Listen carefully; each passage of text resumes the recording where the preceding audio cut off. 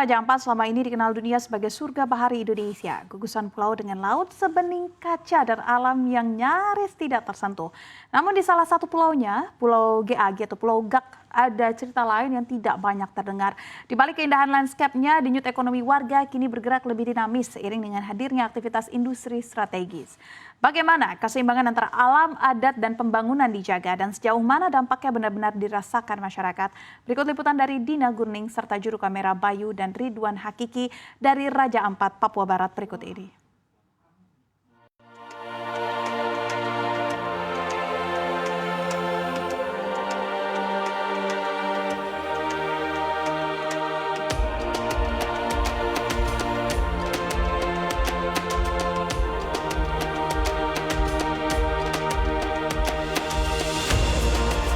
Keindahan Pulau Gak sebagai mutiara hitam Raja Ampat tak terbantahkan. Pesona alamnya masih menjadi magnet bagi mereka yang mencari surga tersembunyi. Namun di balik wajah alamnya yang memukau, pulau ini menyimpan kekuatan lain yang tak kalah vital. Sebuah denyut industri yang bekerja dalam senyap memastikan dapur warganya tetap mengepul saat musim pasang maupun surut.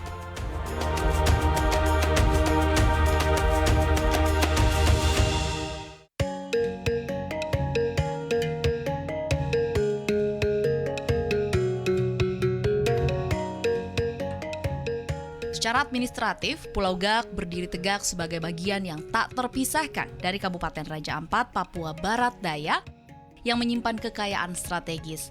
Keberadaannya memiliki potensi istimewa, di mana negara melalui Undang-Undang Nomor 19 Tahun 2004 memberikan mandat khusus bagi PT Gak Nikel sebagai satu dari 13 entitas yang sah secara hukum untuk beroperasi di kawasan ini. Legitimasi ini diperkuat oleh konfirmasi pemerintah pusat yang memastikan bahwa seluruh perizinan, mulai dari persetujuan lingkungan hingga pemanfaatan kawasan hutan telah dikantongi dengan kepatuhan penuh terhadap regulasi.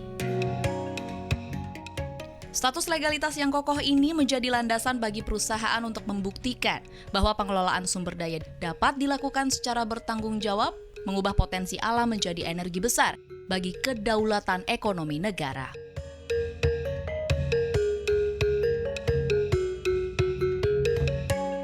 Hidup bertahun-tahun lalu di pulau ini penuh dengan keterbatasan.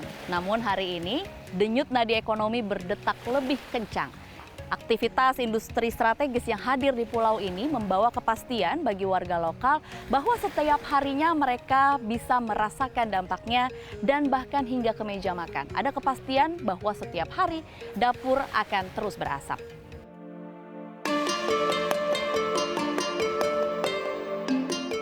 Di pesisir Pulau Gak, laut tetap menjadi sahabat setia yang tak pernah ingkar janji. Namun bedanya, kini hasil tangkapan tak lagi sulit mencari tuannya.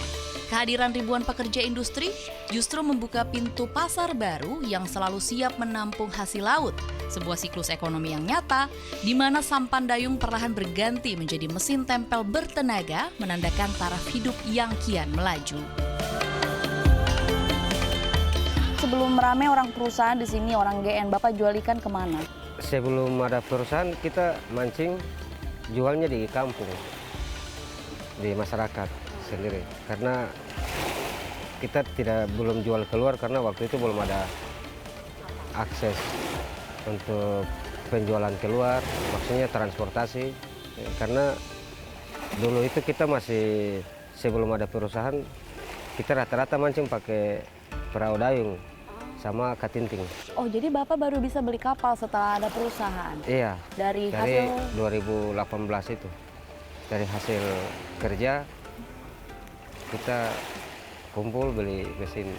Siapa yang paling sering borong ikan Bapak sekarang? Orang catering, karyawan, kampung? Yang paling sering di perusahaan karena sudah ada pembeli langsung dari. Jadi sekarang Bapak punya ikan selalu ada yang beli? Iya. Kan di kampung sini sudah ada BUMDes. BUMDes itu yang menampung, membeli semua nelayan punya ikan, kemudian dari BUMDes itu jual ke perusahaan. Oke. Dulu cari es chiller, es batu untuk awetkan ikan susah kata Bapak, sekarang bagaimana?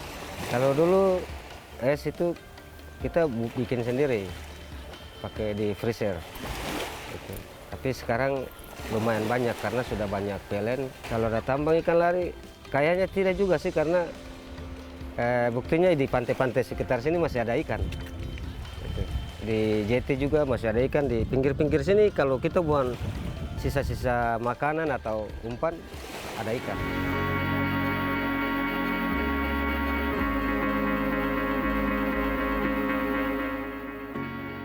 Cerita tentang kepastian ekonomi juga tumbuh subur di daratan. Bagi para ibu, kehadiran industri bukan sekedar angka investasi, melainkan jaminan bahwa hasil keringat mereka di kebun akan selalu bernilai. Rantai ekonomi ini berputar sederhana namun vital. Dapur perusahaan mengepul, dagangan warga laku terjual, dan masa depan anak-anak pulau terjamin.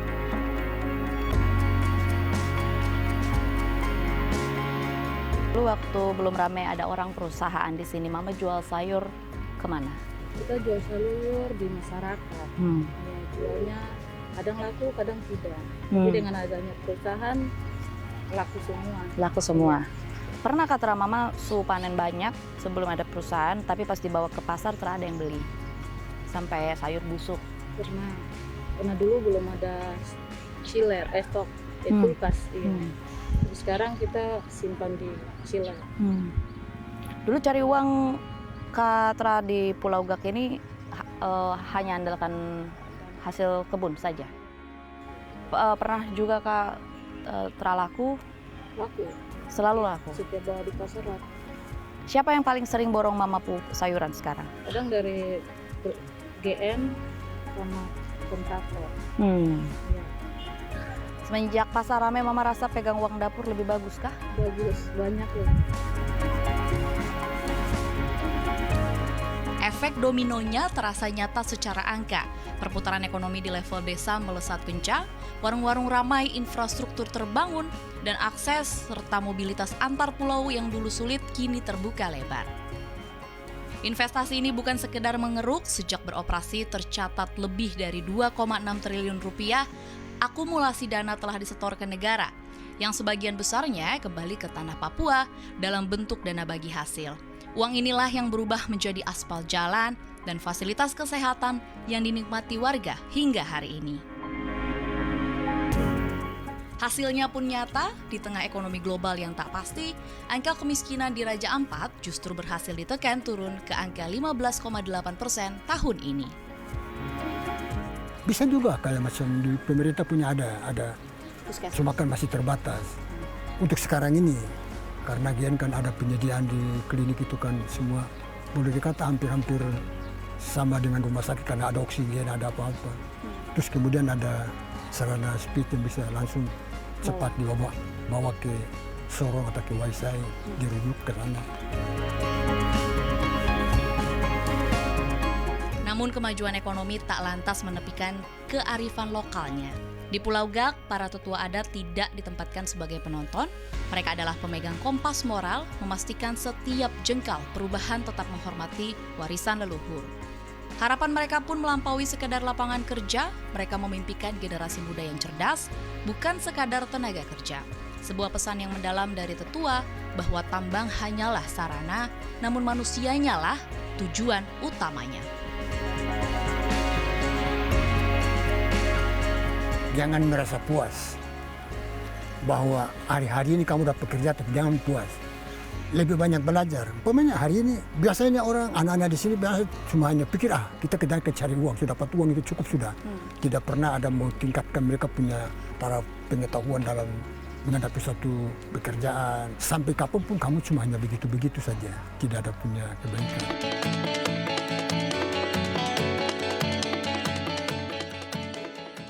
Di area bekas tambang, tantangan utamanya bukan sekedar menanam kembali, tetapi memastikan tanah siap untuk menjadi rumah bagi vegetasi baru. Menjawab hal ini, inovasi Coco Mesh diterapkan sebagai solusi taktis di lapangan. Bentangan jaring sabut kelapa ini bekerja ganda untuk mengikat tanah agar tidak tergerus erosi, sekaligus menjaga kelembapan yang vital bagi pertumbuhan tanaman. Namun nilai tambahnya justru ada pada proses di baliknya. Program ini mengubah limbah sabut yang dulunya tak terpakai menjadi peluang ekonomi yang nyata bagi warga. Lewat tangan terampil mereka, material sisa disulap menjadi media konservasi. Sebuah siklus produktif di mana pemulihan lingkungan berjalan satu garis dengan pemberdayaan masyarakat.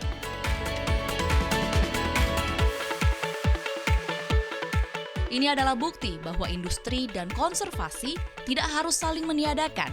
Di Pulau Gak, masyarakat merasakan langsung bagaimana sumber daya alam dikelola untuk mengangkat derajat hidup mereka tanpa melupakan rasa hormat kepada alam yang memberikan kehidupan. Mama sendiri mau anak-anak sarjana atau mau jadi petani juga? Tidak, kita mau anak-anak lebih daripada kita. Mama mau anak-anak nanti kerja di mana? Di kantoran, di perusahaan ini, atau tetap berkebun macam Mama? Kalau bisa di luar daripada itu, contohnya kayak polisi. Makanya perusahaan selalu ada biar kita menjual terus. Ada yang beli terus. Iya. Apa yang bikin Mama kuat, semangat terus tiap hari, biarpun panas hujan, tetap turun berkebun sambil ngurus anak? Orderan laku, uang jajan anak terpenuhi. Karena kita di Gak ini kalau pengennya itu ya tetap maksudnya sejahtera dan berharap tetap adanya perusahaan. Kalau tidak ada perusahaan, hasil nelayan terus hasil tani itu susah untuk dijual. Dan kalaupun ada hasil, ada pembeli juga tapi cuma sedikit. Jadi hasilnya banyak yang rugi kalau tidak ada perusahaan. Di kampung ini ya berarti susah juga untuk penjualan nelayan atau petani. Kalau bisa itu pekerjaan itu kita menjiwai dan kita betul-betul paham. Setelah kita berhenti dari situ, kita masih bisa kembangkan. Jangan sampai nanti sudah kerja di bengkel, orang tahu bahwa orang bodoh di kampung ini, orang kerja di bengkel itu berarti semua mesin akan tahu. Jangan ke sana cuma hanya perbaiki motor ini saja punya apa saja, tidak bisa loh. Punya ada ilmu dari situ. Sebenarnya jangan cuma hanya kerja tapi menimba ilmu yang ada di situ supaya bermanfaat untuk kedepannya.